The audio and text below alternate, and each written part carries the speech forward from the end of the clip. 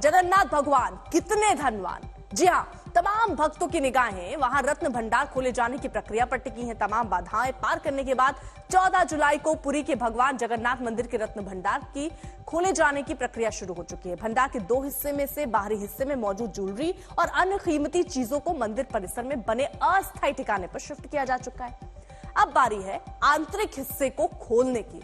वैसे तो 14 जुलाई को ही टीम ने आंतरिक हिस्से का ताला तोड़ा और अंदर दाखिल हुई। कुछ देर टीम के सदस्य वहां रुके भी, हालात का जायजा भी लिया, वहां रखे गए कीमती सामानों की बारीकी से मुआयना भी किया और फिर तय हुआ कि 18 जुलाई को भंडार के आंतरिक हिस्से से कीमती ज्वेलरी सामान को बाहर निकाला जाएगा। आपको बताएंगे कि 18 जुलाई को जगन्नाथ मंदिर के रत्न भंडार के आंतरिक हिस्से में क्या होने वाला है। उससे पहले आप जान लीजिए कि 14 जुलाई को जब 46 साल बाद मंदिर का रत्न भंडार खुला तो क्या क्या हुआ। अंदर का स्थिति पूरा सामान्य है। बक्सा कुछ है, कुछ सिंदूक है, कुछ अलमीरा है, वो जो हाल में है वीडियोग्राफी हुआ है।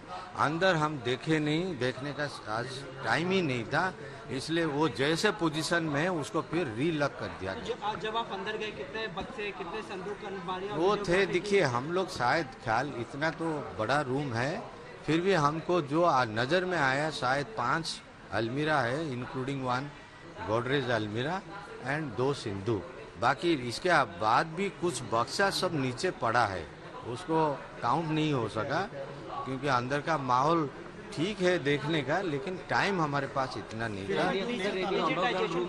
डिजिटाइजेशन 2 से डिजिटाइजेशन संपूर्ण कार्यक्रम का डिजिटाइजेशन हुआ है। अंडरग्राउंड सुनिए, अलमीरा सब कवर होकर दीवार को है, हम अलमीरा तो हटाए नहीं, अंडरग्राउंड देखने का सब चांस ही नहीं। नया ताला एब्सोल्युटली न्यू लॉक। तो हर किसी को बेसब्री से इंतजार था कि इस रत्न भंडार को खोले जाने का, और काफी हद तक वो इंतजार खत्म हो चुका है क्योंकि मंदिर के रत्न भंडार का एक हिस्सा खोला जा चुका है। 3 दिन पहले ही इस अभियान में लगी टीम ने बाहरी हिस्से से कीमती सामान निकाल लिए। उस दिन भंडार में रत्न आभूषण से भरी एक अलमारी और 12 संदूक भरकर सोने, चांदी और हीरे जड़ित आभूषण मिले।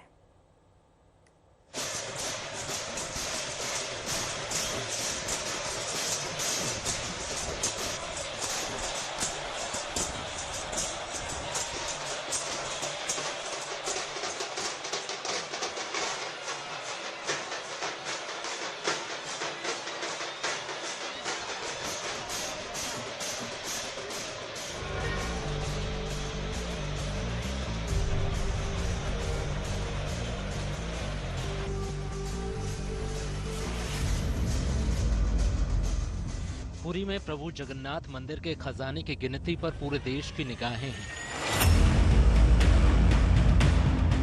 रिजर्व बैंक की विशेषज्ञ टीम की देखरेख में मंदिर के रत्न भंडार के आभूषणों की डिजिटल लिस्ट बनाई जाएगी। इसमें जो कुछ भी था सबको फाइनली एक एसओपी और टीम हम लोग बनाए, उसको करने के लिए 14 तारीख को हमने दोनों दरवाजा, मतलब बाहर रत्न भंडार में जो रत्न है ये रेगुलर यूज वाला है, और भीतर वाला रत्न भंडार में जो है अंदर वाला, इसमें जो चीज है वो 46 साल पहले 1978 में इसका इन्वेंट्री हुआ था। आज के दिन पे ये हो रहा है। तो हम लोग इसको दोनों दरवाजे में, जो दरवाजे में एक क्या था कि ऐसा कोई खोल नहीं पाएगा, वो नहीं पाएगा, वो नहीं करेगा, ऐसा करके तो हम लोग उसको महाप्रभु का परमिशन लेके भगवान के पास, ये मतलब उनके पास समर्पित भाव से हम लोग उसको खोलना शुरू किए। 14 जुलाई को जब 46 साल बाद जगन्नाथ मंदिर का खजाना खुला तो पूरे देश की मीडिया वहां मौजूद थी। इससे पहले मंदिर का रत्न भंडार साल 1978 में खोला गया था।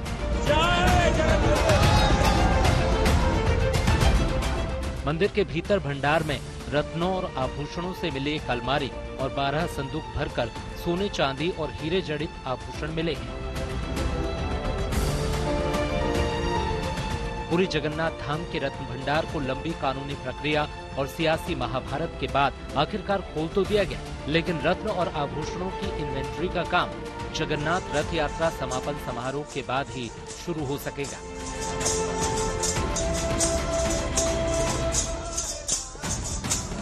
46 सालों से बंद पड़े रत्न भंडार के भीतर भंडार को जब खोला गया तो उसके भीतर रत्नों और आभूषणों से भरे 12 बक्से और एक अलमारी पाई गई।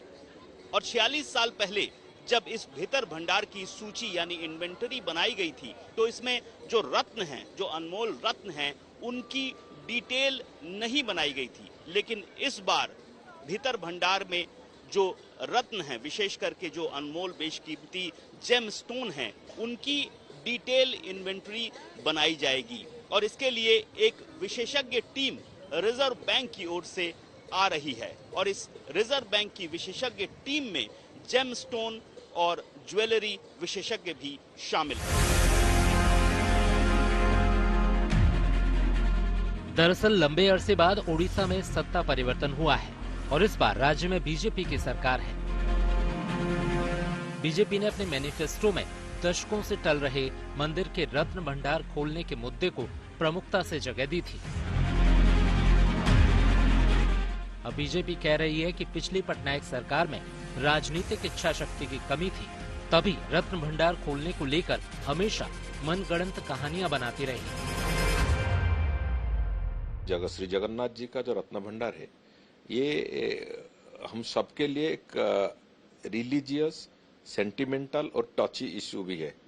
तो इसको लेके एक पॉलिटिकल तनाव चल रहा था उड़ीसा में बहुत पहले से। 2016 में जब महाप्रभु श्री जगन्नाथ का नवकलेवर हुआ था, कलेवर का परिवर्तन हुआ था, तब से ये चल रहा है। और 2018 में ये लोग लास्ट गवर्नमेंट जो था बीजू जनता दल का, ये लोग कोशिश किए अंदर जाने के लिए जो जैसे एक स्ट्रांग पॉलिटिकल विल पावर था वो सरकार के पास नहीं था। तो क्या हुआ, एक मनगढ़ंत कहानी सब बना के, कहाँ सांप का हिसिंग साउंड आ रहा है, कहाँ किसका पैर कट गया है, दुनिया भर का ये सब मतलब झूठे मनगढ़ंत कहानी ये सब सुना के ये लोग इसको टालते रहे। पुरी जगन्नाथ मंदिर के मुख्य प्रशासक ने आज तक से बातचीत में बताया कि 14 जुलाई को रत्न भंडार से खजाने को टेम्पररी स्ट्रांग रूम में शिफ्ट किया जा चुका है। खजाने की शिफ्टिंग के दौरान पूरी प्रक्रिया की वीडियोग्राफी भी कराई गई, जिससे पारदर्शिता बनी रही। मैं तो पहले बताना चाहता हूं कि रत्न भंडार खुल चुका है। जो गवर्नमेंट अप्रूव्ड एसओपी है, जो मार्गदर्शिका है, उसी के हिसाब से बाहर रत्न भंडार जो है वहाँ जो डिफरेंट रिचुअल्स के लिए जो रहता है स्वर्ण अलंकार वहीं रहता है, उसको हम लोगों ने टेम्पोररी स्ट्रांग रूम में शिफ्ट कर चुके हैं और उसको लॉक भी हो चुका है और मजिस्ट्रेट के सामने। और जो सेवायत वहाँ रहना चाहिए भंडार में, कब श्री गजपति महाराज जी के प्रतिनिधि और टेम्पल एडमिनिस्ट्रेशन के प्रतिनिधि, वो हो चुका है। जो भीतर रत्न भंडार है उसका पहले नहीं खुला था, 1978 में पहले खुला था और उसके बाद परसों खुला है 14 जुलाई को। और उसका जो लॉक था, उसको जो चाबी था ट्रेजरी में, उससे खुला नहीं। तो गवर्नमेंट का जो अप्रूव्ड गाइडलाइंस है या एसओपी है, उसी के हिसाब से, क्योंकि वो खुला नहीं पुरानी चाबी से, तो उसको हम लोगों को तोड़ना पड़ा मजिस्ट्रेट के सामने और वीडियोग्राफी भी कराया गया। रत्न भंडार के लिए बनाई गई हाई पावर कमेटी ने बुलाई आपात बैठक में फैसला लिया कि 18 जुलाई को फिर से कमेटी के सदस्य रत्न भंडार में जाएंगे। 18 जुलाई को निकले शुभ मुहूर्त के मुताबिक सुबह 9:28 से दोपहर 12:28 तक कमेटी के सदस्य भीतर भंडार में जाकर रत्नों से भरे संदूकों को मंदिर के अंदर ही एक तय स्थान पर रखेंगे। जगन्नाथ मंदिर के रत्न भंडार को खोले जाने को लेकर जो कोर कमेटी बनाई गई है, वो लगातार बैठकें कर रही हैं, मीटिंग कर रही है और जो स्टैंडर्ड ऑपरेटिंग प्रोसीजर है, एसओपी है, उसको किस तरह से कार्यान्वित करना है, उसके बारे में चर्चा हो रही है। फिलहाल रत्न भंडार को खोल दिया गया है, लेकिन उसे किस तरह से पूरा खोला जाएगा, जो इन्वेंटरी है, जो वस्तुओं की सूची है, वो किस प्रकार बनाई जाएगी, उसे डिजिटलाइज्ड किया जाना है, वीडियोग्राफी की जानी है, और इन सारे मुद्दों पर लगातार चर्चा हो रही है। और उसकी एक वजह, जो सबसे बड़ी वजह है कि रत्न भंडार सिर्फ उड़ीसा नहीं, सिर्फ पूरे देश नहीं, बल्कि प्रभु जगन्नाथ के जो भक्त विदेशों में हैं, उनके लिए भी बहुत बड़ा कौतूहल का विषय बना हुआ है कि आखिर उसमें है क्या।